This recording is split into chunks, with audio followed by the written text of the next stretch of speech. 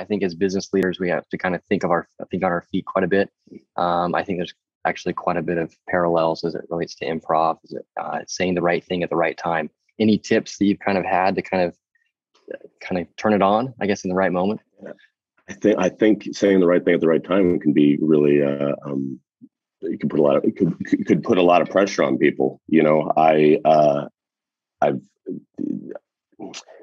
sometimes the wrong thing is the right thing, and sometimes the right thing at the wrong time is actually exactly what you need in improv. So it has less to do with the forward movement, the action that you present, but it's more the reaction that you offer after the fact. Yep.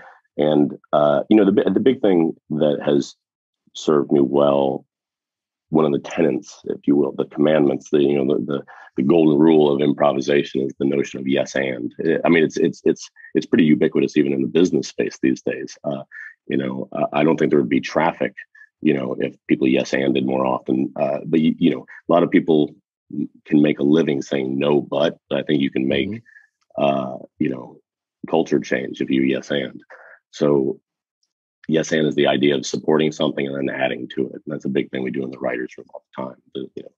Another like axiom or quote or whatever you want to call it from like my improv background. And you'll probably get a few today, just because there's so much. Part of me is like the idea that the worst idea with full support will always beat the best idea with no support. And that's just honoring the idea of yes and, because if something pops up in the writers' room.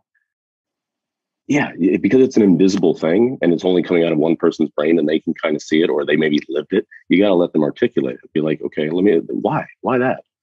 And I always felt that as an actor too, when it wasn't something that I necessarily agreed with. If you're lucky enough to have a director that can embody what it is and explain what it is to you, like the thinking that the character may go through, then you're like, oh, okay, I didn't see it that way, and then you can portray it.